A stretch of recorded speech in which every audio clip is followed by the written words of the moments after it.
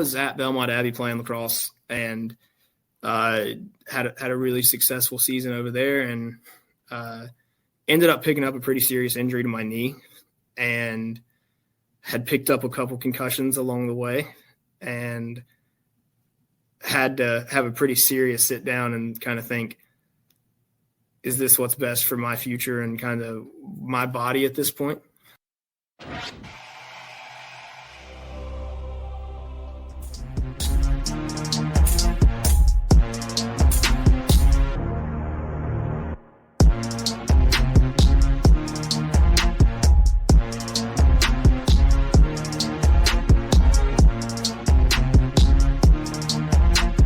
So the guy who's joining me right now, he's been the coach of the girls and boys soccer team for the last 6 seasons. And you didn't mention the email to me, but I know you also dabble a little bit in swimming also as a coach. Coach Hawkins, how you doing today? I'm doing well. How are you? I'm doing good, my man. All right, so let's start with you in sports. What was sports like for you growing up? So I'm the youngest of 3 boys, always in a pretty active household, and just we were always playing something. It was, we grew up in basketball, baseball, soccer, just summer swim, anything during the seasons. We were in the Mount Holly Rec and trying to stay active. I think it was a way my parents kind of got us out of the house for a little bit and got a little peace and quiet potentially. But are you one of these guys that because you said you kind of played everything. Did you play everything all year, or were you ever stuck on one sport? How I always hear there's kids that play baseball year round, or they play other sports. Were you a year round guy, or were you just kind of everywhere? So growing up, I was kind of everywhere. It wasn't until my junior year of high school that I kind of stopped playing everything else and went solely on lacrosse. Because I was playing club lacrosse at the time and was entertaining some offers from colleges to go play lacrosse. And as bad as I didn't want to, it made more sense to kind of give up the soccer side for the school to be able to play a year-round lacrosse season. Is there a particular coach or mentor or anybody in your life outside of parents that really affected you and kept you staying with sports? Oh, wow. That's hard. Well, it's hard because my dad was my coach. For summer league and everything. Looking back, both of my older brothers played here at East Gaston, and one of them was a goalie and the other one was a forward. Both of them were all-state players, very, very talented soccer players, and they played under Coach Allen, which he's Dr. Allen now. He's the principal over at some point. But I loved watching his coaching style, how he interacted. He was a boys and girls coach as well. And kind of a lot of what influenced me to be willing to take on both programs, because I saw him do it and how much he enjoyed being able to work with both the guys and the girls teams. Now let's talk about your dad. So your dad is the coach of East Gaston swimming. I believe he's been the coach for a while there for swimming. Yeah. So 20 years. Okay. So I knew it was a double-digit number for sure. Yeah. So what was that like growing up with that? And then obviously, how did he affect you with sports? I was super fortunate. You hear sometimes about athletes who grow up with parents as coaches, and it's not a good relationship or it's tough. And my dad was always my biggest fan. I was able to enjoy having, my father out there with me and experiencing all of the athletic stuff when I was younger. And then as I got older, when he wasn't my coach, he was still the biggest cheerleader and all that kinds of stuff. So it was really cool to see his influence on other athletes. I think that was something that was unique for me and my brothers, is we knew the influence he had on us at home and that kind of stuff.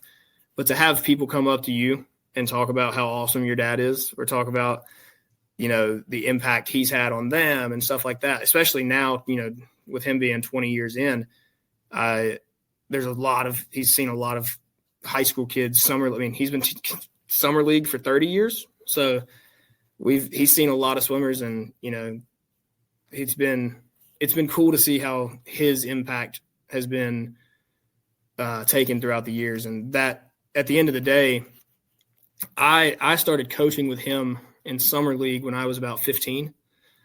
And I guess you could say I never really looked back from there. And I technically took my first high school coaching job at Mountain Island Charter when I was 19. I was on their coaching staff when they brought in their first high school lacrosse team. Okay, nice. And then that year after is when I moved over here in the fall, and I was 19 when Ryan Resendez hired me. So I read an interesting article about you that we'll talk about in a few minutes, about you being, I think you're like the youngest coach or whatever for, I don't know, was it for East Gaston or the youngest coach? I believe it was Gaston County Schools. Okay. And we'll talk about that in a minute, but go back to your dad for a second.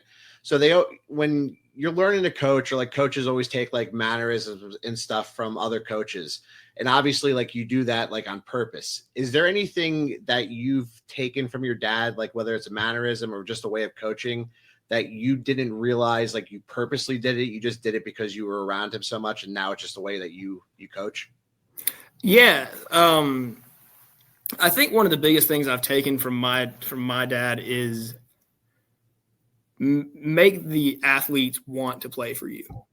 And that is something that he was always really good at, was making them feel valued, making them feel, important to not only the team, but to him as a person, and to develop those relationships, make those connections. It was, when I got into coaching, I saw both sides of the spectrum, where you had some people that were very much like, no, when you're the coach, they're the athlete. Like you keep that line very, very thick, and you don't, they need to respect you, and they need to do this. And, I tried that my first year or two, and I hated it. It just wasn't for me. It wasn't what I had learned. It wasn't how I was raised. And for him, I sat down and talked to him a lot during those first 2 years. And it was always, well, yeah, I know what they're doing on the soccer field, but how are they doing outside of soccer? Like, have you asked them how they're doing in school? Have you asked them how they're doing at home?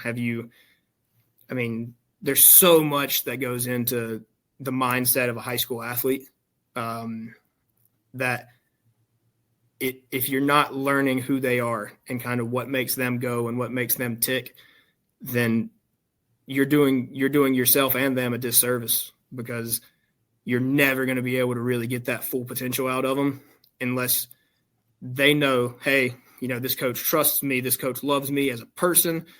This coach has my back. And so that's something that, I've tried to preach to all of my teams early on, is yeah, I do expect respect. And I'm going to show you that same level of respect that you show me. That's one of the rules kind of on my teams, is you show me respect, I'll show you respect. But, if that line starts to blur a little bit and I have to be more of the authoritative coach, then we can do that too. But in my experience, I've learned it's just so much easier to get a team to really bond and to click by building more of that family atmosphere where they feel open. They can come talk to you when they've had a bad day. If something's going on at home, they let you know, and you can kind of work with that from there, instead of yelling at a kid who might not be playing well and not realizing that there's a million other things going on that make a soccer performance look pretty small. Yeah, well, that statement that you made about like connecting with the kids, that's the whole reason why I started this podcast. I think there's beyond just like the X's and O's and wins and losses. There's so much that coaches do that don't necessarily like coaches don't always get the credit for. And it's just like sometimes it's I mean, me being a teacher, it's just the same thing. It's like you don't get credit. They look at the end goal all the time, and it's really not the thing. All right, so let's talk about you being younger, right? So you talked about playing all these sports. You gave up kind of all your other sports to focus on lacrosse. At what point do you decide that maybe being the athlete and like being a star lacrosse player or whatever your goal was when you were a little kid, when do you give that up and realize, all right, my next goal is I want to be a coach? So it's kind of a weird situation for me. I was at Belmont Abbey playing lacrosse and had a really successful season over there, and ended up picking up a pretty serious injury to my knee, and had picked up a couple concussions along the way, and had to have a pretty serious sit down and kind of think, is this what's best for my future and kind of my body at this point? Decided to leave Belmont and join a fire department. And that's, I've been a fireman and an EMT now for 6 years and still loving that. But I was kind of guided out of the athletic realm because of injuries and stuff like that. And I think that made it a little easier for me to accept, because I was at the point where I was like, I've really pushed my body as far as I could in terms of the athleticism part. And I set a goal, I reached that goal, and I was okay with backing away at that point. It wasn't until, the offer came up that Mountain Island needed a lacrosse coach, and I just happened to be in the perfect position to be able to jump into it, and immediately fell in love with it, fell in love with the high school age bracket. Being able to work with those guys I had a blast, and I'd always wanted to make the move over to East Gaston because it's where my dad was, it's where my brothers played. I just had a lot of history with that program. And when that position opened up, it's funny enough, they actually wanted my brother. Tanner was the one that they were hoping to get to coach, because he was an assistant coach under Coach Allen. And my brother had just had his first child and just wasn't in the place where he could take the position. And it ended up being a situation with my dad where he was talking to Coach Resendez and was like, I have a younger son that is a pretty bang up coach, and I think he'd be a good fit for the program if you're still needing somebody. And at first it was like he's too young. We can't do that. And then August hit and they still hadn't hired a coach. And Ryan called me and was like, dude, can you still do it? And I was in the position at the time where I was like, I can get you through the fall. Like I can coach the guys season. And then in the spring, I'm going to go back to Mountain Island Charter and coach the girls, or coach the lacrosse season. And after the fall with the guys, I wasn't able to give it up even for the girls season. So I unfortunately had to leave the lacrosse program, and I took over the whole soccer program here. So let's talk about the age now. So you get hired, you're 19 years old. The article I read was obviously you said it was the youngest in Gaston County. Do you feel, and when I talked to Coach Medici a couple weeks ago, the same kind of question came up too, because he's 23. So it's like, is there, at the time when you first took the job over at 19 years old, like, was it difficult for you to connect with the kids? Because it's this weird thing. Like, you're at this weird age where you're like a year and a half, maybe 2 years older than the seniors. Yeah. But it's still 2 years. And there's and I was 19 once, and there's a big difference between a 19-year-old and a 17-year-old. So what was that like when you first took the job over? So thankfully I was a lifeguard at the Mount Holly Swim and Racket Club.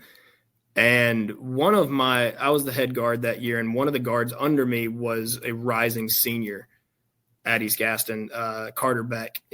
His jersey's hanging on the wall and right outside the gym because he has the record for goals on the guys' season or on the guys' team. An incredible player, an incredible person, and someone who's still a good friend of mine. But when I walked in, kind of day one of tryouts, it was a bit overwhelming because I was still at a point where these older guys knew me. I mean, they were freshmen my senior year. Now I went to Stuart Kramer, so I didn't directly go to school with any of the guys that I was coaching, but they knew of me. We had mutual contacts, mutual friends, and for me, it wasn't hard to gain the respect part of it. They were happy to have someone that was willing to work with them and willing to, to kind of take the program. Because at that point, beginning of August, and they don't have a coach, they're starting to think, well, what happens if we don't get a coach before season starts? And so I think there was a lot of kids who were real happy that I was able to sign on. I used my age to my advantage in a point because I was able to relate in the way that, I had just coming off of a super competitive lacrosse experience and a very successful winning season with the Belmont Abbey team, and I was able to kind of show them I know what to do to build a successful team and to kind of get success in athletics. And thankfully for me, it clicked some. I mean, don't get me wrong, the record that year wasn't great, but the guys got better and we were able to hit some pretty cool milestones. And relating to them, for me, it got easier as the time kind of developed a little bit, because when I first walked in, I assumed that all these guys were going to be jerks and that they weren't going to respect me and that they were going to mess with me and all this kind of stuff. So I went in there probably a little tough in terms of demeanor and, just attitude in general. But that group welcomed me in after – we had some hiccups the first couple of weeks and ended up with a bit of drama on the roster. But honestly, once we got settled in and kind of found our groove, it was a really enjoyable experience for me. And I'm lucky that, the guys from that team still check in with me even now. And there were some really, really strong leaders on that team. So it made my job a lot easier having to come in as the new guy. So let's talk about your coaching style. So I was having this discussion with somebody today at work. I teach fourth grade, and we're so a lot of times with kids, it's there's the physical component to sports, and it's also the same idea in the classroom. It's the physical part. You need to know how to do the math. You need to know how to do the reading. You need to know how to do it. But then there's also a mental part that comes along with it also. And you can know how to do the math. You can know how to read your book and comprehend it and be fine with that. But the problem struggles is the mental. You have this mental block that you just can't get past it. You think you're gonna bomb this test no matter what happens. So how do you approach coaching both the physical part of it, the sport actually of soccer, and then how do you coach the mental part of it? Well, so for me, the physical part of it is I'm very upfront.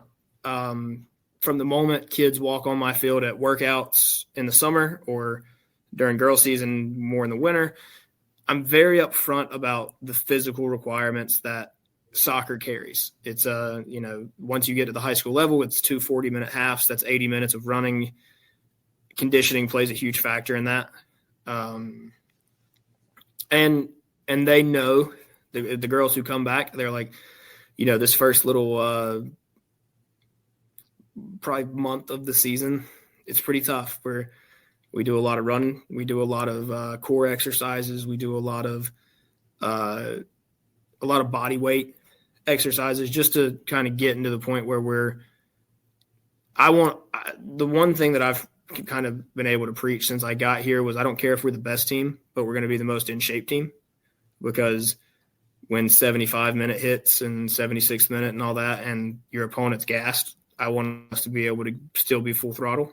And a lot of times in my experience in the high school game, the team that's in better shape typically ends up finding results. It's not always the case, but usually if you can go pedal to the metal for 80 minutes, I like your odds. I'm pretty cautious with injuries because of injuries that I've had in my lifetime, and, concussions and that kind of stuff. The state's real hard on us with that kind of stuff. But I do my own research. I've done plenty of the NFHS courses and all that kinds of stuff to familiarize myself with the newer injuries that they're starting to see trend across sports. And I enjoy being able to be kind of proactive in preventing those injuries, because nobody wants to get, something as simple as a quad strain or a groin strain at the beginning of the season, and then you're battling it for the next 2 months. And you look to avoid that when you can. Mentally is tougher. I would 100% say it's much easier for me to coach physical attributes than it is mental attributes, because everyone has their own. And I guess, everyone has their own physical attributes as well, but I can kind of train all those at once. Mentally, I think it goes back to knowing the player. And it's so weird because in the guys setting, mentally, it's they want to be pushed. They want to be challenged. They want you to ride them to make sure you're getting every ounce of the potential out of them that you can. And then in the girls' side, it's for me, in my experience, it's much more of hey, they want to know you care about them. They want to know that you're not just there to yell at them and construct what they're doing and, criticize and that kind of stuff. They want to know that, like, hey, I have an ally. My coach is also an advocate of mine. And when I've been able to get that point across, typically I see better results, because there's one thing I can say wholeheartedly about a high school girl. If they think that you believe in them, then they will give you 100% effort, loyalty, all the above for as long as they're on the field. And it's a little different in the guys, because the guys are – I remember when I was in high school, my ego was pretty high. So there was definitely times where you'd sit there and you'd be like, oh, that coach doesn't know what he's talking about. And I think I'm right. And, I see that now when I'm coaching, and you have to chuckle a little bit because you know that you were in that same spot. But the mentality of it is so we're in girl season right now. So obviously that's fresh on my head, but this year we've kind of come in with this idea of we set the standard in these past couple of years, and now we want to defend that standard. And giving them a goal early on, I've realized they're very goal-oriented. So giving them a goal early on and giving them something to really work for has been a pleasant surprise for me to see how they've really jumped into that. How do you think athletics help students grow beyond and I'm not even talking just in classroom. I just mean beyond how does being an athlete opposed to somebody who doesn't play sports, how do you think it affects them just in life? I think there's always something to be said about learning how to work in a team. Odds are you're going to work in a team for the rest of your life, in some sort of manner, whether it's, you're balancing books at a accounting firm and something like that. You're still going to have teammates and people that you have to work with. And I think that's a big factor of why I encourage so many freshmen and kind of younger athletes to get involved early, because not only do you get that teamwork experience, but you also kind of build a friend group. And that's one thing I've noticed with my guys.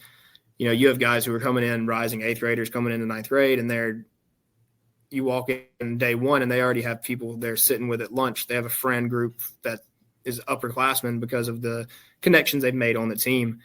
So I think the social aspect of it is huge, especially coming out of COVID. We had some awkward moments out on the field where I was like, guys, someone has to talk. Like, I know we're not behind a computer screen anymore, but like someone has to communicate. So I think that's a big part. I think being able to hear rejection is a huge part of educational-based athletics.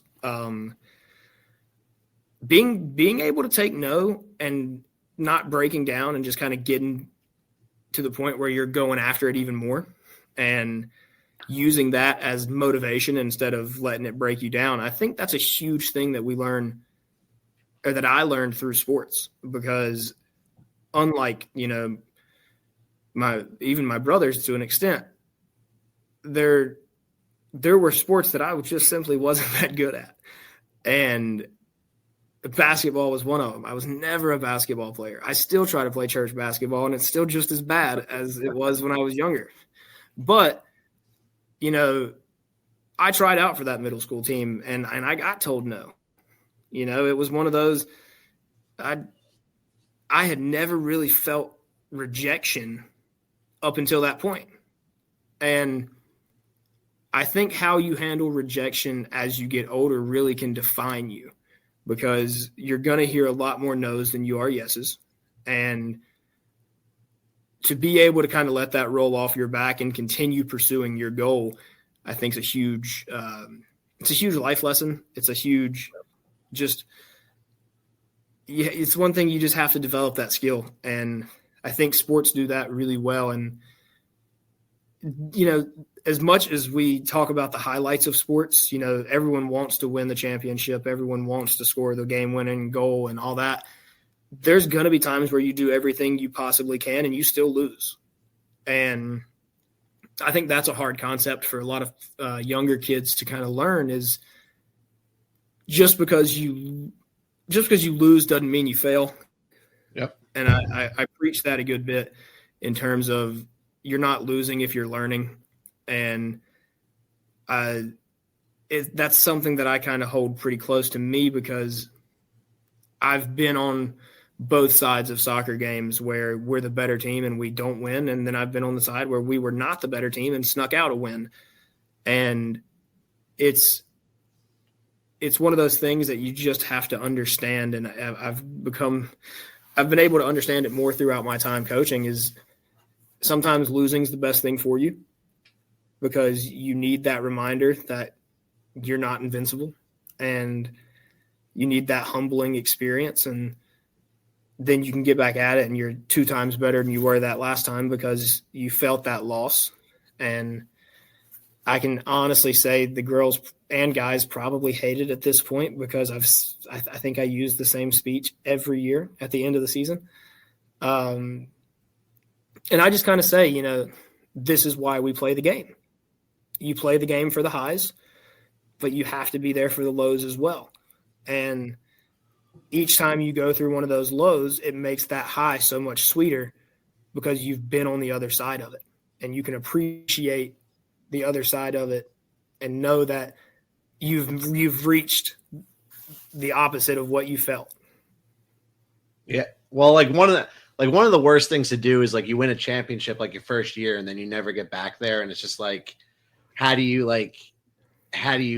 go from that? And that's I believe 100% what you said, because I believe in the climb. I think you working that stuff and just keep working and keep working. That's what's so cool about sports. It's really not winning the championship thing. It's not it's everything that takes you to get to there. You mentioned something about the teamwork thing and having somebody talk. And so I coach robotics, right? And what I notice about robotics is I have 8 really smart kids, boys and girls. But the one thing we struggle with this year for sure is the teamwork part. And we'll sit there, they'll sit there and nobody will speak for a few minutes instead of throwing out ideas. Do you notice that at all with soccer, with athletes? You have a really good player, whether it's a boy or a girl, but for some reason they don't know how to translate that to for them to verbalize it to the other players. This is what we need to do. Yeah. I've noticed it a couple times with multiple different athletes. Usually the more inclined, athletes are the ones that you kind of expect to speak up and to help and to kind of help guide. And then you realize, like, wow, they've never done this. Like, they've never had to do this. They don't have experience with this. And I've noticed it at times with younger players that sometimes they don't speak because they don't want to make people look stupid. Yep. They don't want to make people feel bad. They don't want to overstep. And they don't want to come off as know-it-alls. And I've struggled with a couple of the athletes before, and it's like, I would rather you come off as a know-it-all than to keep all of that in your head and not, we're all out here to grow. I'm growing, you're growing. I mean, if I stop growing as a coach, then I need to call for an early retirement, because that's why we're here. And I truly believe that I can learn as much from them as they can learn from me. And communication is the only way to do that. So in my experiences, the kids that are quiet and they sit there and kind of twiddle their thumbs a little bit whenever someone else is talking. And, maybe they're the kid that doesn't do great with eye contact, or maybe they're the kid that just is comfortable being kind of not a loner, but more to themselves. I've always been interested in kind of getting to know that kid, because those have been some of my most insightful and calculated players that I've ever had. You mentioned earlier about how, like, the first bit of the season for you is like the grueling one with like the running and the conditioning. So I ask you this: whether you start the season 9-0 or you start the season 0-9, or even if it's the months like where you're trying to get everybody conditioned, how do you keep these players, boys and girls, like, how do you keep them motivated? It's hard. It's not an easy task. I've been fortunate the past 3 years to have a lot of success with the girls program, and the guys program just hasn't quite had that. Hadn't been able to find that success yet. And for the girls, it's easier because I can look at them and say, hey, we've won a conference championship the past 3 years. Do you really want to be a team that doesn't win at the fourth? Like, I have seniors this year who have won it since they were freshmen, and they're gnawing at the bit, just trying to make sure they can get that clean sweep of the four. And obviously that's a motivational factor on its own. The success is motivational. It's, if they say all things get better with winning, and it's so true. I mean, it really is. It sounds terrible to say, but things are easier when you're winning. When you're finding success on a regular basis, it makes the 4 laps at the beginning of practice a lot easier. When you're having to almost, not beg, but when you're having to really try to pry to get effort and to try to keep them mentally there, it's tough. And I can honestly say with confidence, I have failed at that a couple times in my career, where it's like you go home and you realize, like, hey, the morale's shifted. I lost the group today. Whatever I was planning on doing, it didn't click. Something just didn't go right. And there's a lot of self-reflection there. And you go back to the drawing board and you're like, okay, so what do I have to do to get these athletes, boys or girls, back to the point where they are enjoying being out here and trying to give their best effort. And the solution I've come up with has been go back to fun. And I have sat there and talked to coaches for hours before, and they have sat there and looked at me like I was insane. And I will say it every time, go back to having fun. That's why we're here. Everyone started playing a sport because they had fun. They enjoyed it. And when you can take away the competition, take away the competitive aspect and the craziness that comes with the world of if you don't win, it's not good enough, and go back to having fun with your friends, you can rebuild that love for sport. And once you rebuild that love for sport, you can get that competition back.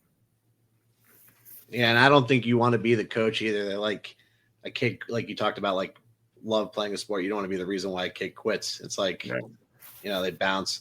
All right, let's do a little rapid fire. Favorite sports movie of all time? Miracle. That seems to be a popular East Gaston answer. You guys all that's Medici said that too. Medici said Miracle? Yeah, I'm like, I was going to say, like, would you all sit around and watch Miracle together? It's just funny. But I also wonder too. Well, it's also your age range too, because I don't know how old you are, but like that's 25. Right there. Yeah, so he's 23, so that maybe Miracle is more impactful to you because of your age. If you could coach any other professional team, if you could coach any professional team, what would it be? Liverpool. Ooh, okay. Sticking with the soccer. I wasn't sure if you're going to go with soccer or not, but yeah. That's Liverpool's that's my go-to. Are you the guy that gets up at like 7 a.m. on Saturdays and Sundays to watch soccer? 100%. It's no one in my house at 7 a.m. I'm on the TV. We're watching soccer from 7 a.m. to whenever the afternoon games are over. Was it like that growing up too? Yeah. So both my older brothers are big soccer fans. We all like different teams. We all bicker and argue all the time, and it's a fun atmosphere. What's your go-to motivational quote? It's funny enough. It's Liverpool. It's Jurgen Klopp. When he first got hired at Liverpool, he said, "We have to turn the doubters into believers now." And that's something that, I don't know, it stuck with me whenever I started coaching, because this program wasn't thought of very highly when I first took over, and much more naysayers than positivity going through the locker room. And that one, it's one of those moments where you hear a quote and you feel like they're talking straight to you, where it's like, okay, I know what I have to do now. Most inspiring athlete to you? Ooh, Kobe Bryant. Why Kobe? I love the Mamba mentality. The idea of I'm going to be better than you because I work harder than you is I loved the never give up kind of attitude. I don't know. I loved the way he played the game, and for him it felt like it. Listening to him talk about it, it almost sounded like he was reading a love story, not talking about a sport. It was so much more than that. Did you have any pregame rituals when you were a player, and then do you have any currently as a coach? Yeah. So I had when in lacrosse, it was always I would do this weird little yoga pose where I ended up balancing on my head in a helmet. I don't know why that was what I did before games. I don't know if it like loosened up my neck. I don't know what it was, but it became kind of a habit for me. Now as a coach, it kind of differs depending on the game. So like home games, for example, I go up and I read the starting lineups and I do those announcements and everything like that. And I've been fortunate enough that my dad is our scorekeeper. He runs the clock for me at all of our home games. So for me on that, it's, I get to go up there, I read my announcements, give my dad a hug. He tells me good luck, tells me he loves me, that kind of stuff. And then I can go about business the way I want. And it's little things, going back all the way from high school, looking up in the crowd, seeing your parents, that kind of stuff. So away games, since I've been coaching, I think my dad's probably missed 4 or 5 games since I've been here doing both seasons. Wow. And he makes the drives out to Thomas Jefferson to watch me coach. So looking up, seeing him, seeing the support of the fans, seeing that kind of stuff, that's a big thing for me. I get a prayer in during the national anthem, and then once the anthem goes off, it's time to go. Is there a favorite post-game meal, whether win or lose? So around here, I mean, it's got to be El Valle because that's about the only thing open. Nothing like some chicken chimichangas after the game to kind of reset, and thankfully it's close. They know us. They stay open late, so it works out well. That's funny. That's become like our Friday night place to go is always like Mexican food on a Friday night is like the great way to go. El Valle's quick, man. They get the food out quick. You're in and out 30 minutes. It's great. Yeah. Oh, super quick. What advice do you have for aspiring coaches? Don't be afraid to fail. I know that sounds super cliche, but I have done what I would consider failing more times than I would have liked. And it just makes you better. It makes you grow. And it's cool. Me and Coach Medici have talked about a lot of coaching things over the past couple weeks. He's a good friend of mine, and he's in a position that I was once in with being a younger hire, and obviously the pressure on me is a little different than the pressure on him. Being a football coach is a different world that I do not envy, but he and I have had a lot of conversations and stuff about that, and just saying don't be afraid to be yourself. If you are the guy who celebrates every touchdown like you just won the game, then be that guy. Like, don't reduce yourself to match the standards of someone else, because they're not in your shoes and they're not living what you're living. And that's something I've been ridiculed for. They're like, man, you celebrate like you just won the World Cup when y'all score. And I'm like, yeah, because that kid might not score again. That might be their big moment. I want them to look over on the sideline and see everyone cheering and everyone excited. And I want them to feel like they just accomplished something incredible, because they have. That's a big deal. And it doesn't matter if you scored 5 career goals or 130 career goals. You should celebrate each one, because you still did something incredible. And that's a big thing for me. One of the pieces of advice I got when I became a teacher was like, don't be phony around the kids. Like, be yourself. The kids can smell it real quick that you're a phony. I mean, whether they're third graders, fourth graders, whatever. And you saying that now makes me think like it's the same idea too with athletes. Like, they can tell, like, yeah, that's not how you are. That's not how you act.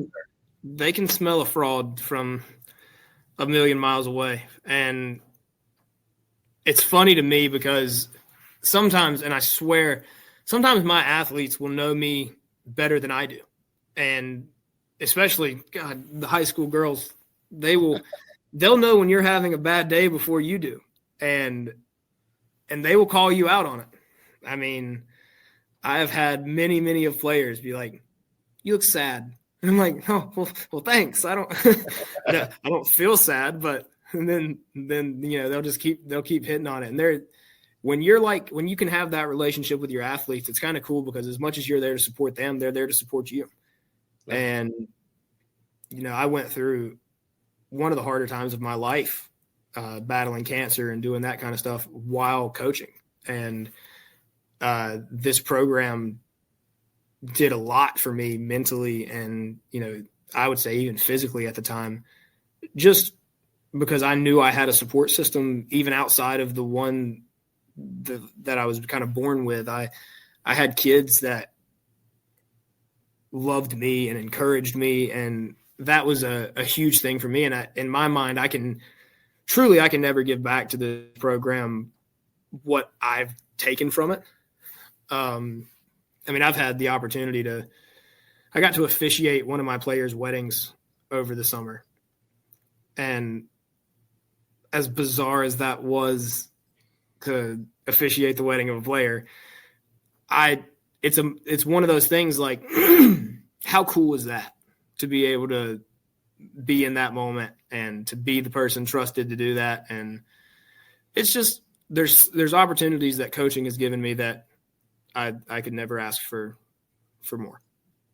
All right. So you talked about when you were younger, obviously lacrosse and I'm sure you had the dream of becoming a professional athlete. What's your goal now? Like, what's the end goal for you now? Oof. That's tough. It changes daily, I think. No, it might. I don't know. But I mean, for me, you never know. I'm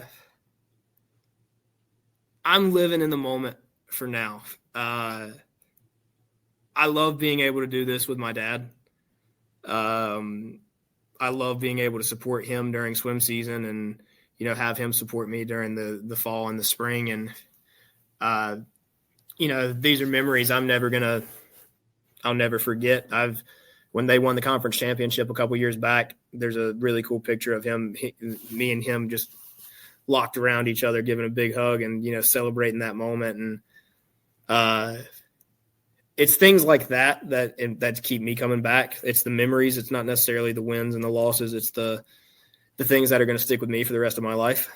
Being able to go through that with my dad has been a really unique opportunity that I couldn't be more thankful for. At some point, he'll retire. He says, you know, well, I've been doing this for 20 years. And I'm like, you got another 20 in you. You'll be fine. But realistically, that day is going to come sooner or later. And I will have to make decisions and see kind of where I'm at. And I'm at 6 years right now. And I'm 7 wins away from 100 career wins right now. Not like I'm counting or anything, but getting close there. And I would love one day to be able to try my hand on a college coaching staff or anything. You know, I'm all about a challenge. I'm all about challenging myself and kind of progressing in the field. Getting different licenses from the U.S. Soccer Association and that kind of stuff. I would love to be able to experience that one day, but I can confidently say that right now I feel like, you know, God's placed me exactly where I'm supposed to be. And I'm supposed to be here working with this group, working with these kids and, you know, helping develop the program. I put a lot of pride in this program, and